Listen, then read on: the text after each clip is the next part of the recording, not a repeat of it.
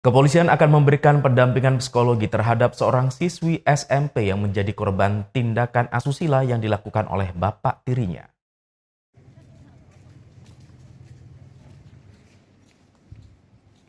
Korban AG 15 tahun mendapat perlakuan tidak senonoh dari bapak tirinya SD 42 tahun sejak masih duduk di bangku sekolah dasar. Dari pengakuan korban ke pihak kepolisian, ulah bejat tersangka dilakukan terhadap dirinya mulai November 2020 hingga terakhir pada September 2022. Awalnya korban sudah menceritakan perbuatan bapak tirinya tersebut kepada ibu kandungnya. Awalnya korban sudah menceritakan perbuatan bapak tirinya kepada ibu kandungnya namun tidak mendapatkan respon.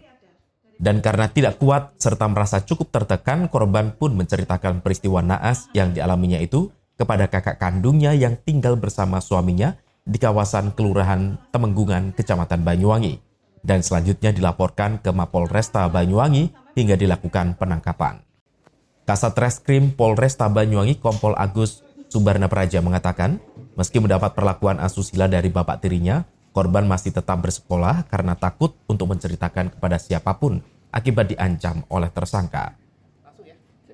Memang selama ini korban tinggal bersama ibu dan bapak tiri serta adik tirinya di rumah kontrakan di Desa Grogol, Kecamatan Giri. Sedangkan kakak kandungnya sudah tinggal bersama suaminya. Dari pernikahan dengan suami sebelumnya, ibu korban memiliki 2 anak, yakni kakaknya dan korban. Sedangkan dari pernikahan dengan tersangka, ibu korban memiliki 1 anak laki-laki. Kasus ini terbongkar setelah kakak kandung korban melapor ke pihak kepolisian. Dari laporan itu serta berdasarkan serangkaian penyelidikan dan menggali alat bukti, kepolisian pun melakukan penangkapan terhadap tersangka. Modus yang dilakukan tersangka adalah dengan mengiming-imingi korban hingga mengancam tidak akan dikirimi uang jika tidak mau melayani nafsu bejatnya. Kompol Agus menambahkan dalam kasus ini kepolisian akan melakukan pendampingan psikologi kepada korban untuk menjaga stabilitas psikisnya. Juga ke depan dilakukan proses trauma healing dari unit PPA Polresta Banyuwangi bekerja sama dengan instansi terkait.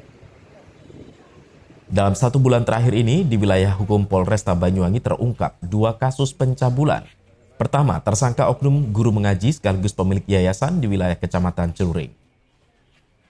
Menjaga stabilitas psikologi korban dan ada proses trauma healing nanti yang dilakukan oleh unit PPA bekerjasama dengan instansi terkait. Berarti kurun waktu 1 bulan ini ada 2 kasus pencabulannya dan? Iya, ada 1 lagi mungkin belum saya rilis ya, mungkin besok sekalian dengan itu juga cukup viral. Berarti terakhir pencabulan yang kemarin.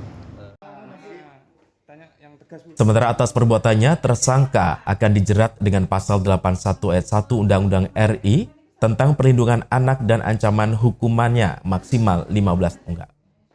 Sementara atas perbuatannya, tersangka terancam hukuman maksimal 15 tahun penjara. Handoko Kusumo, CTV.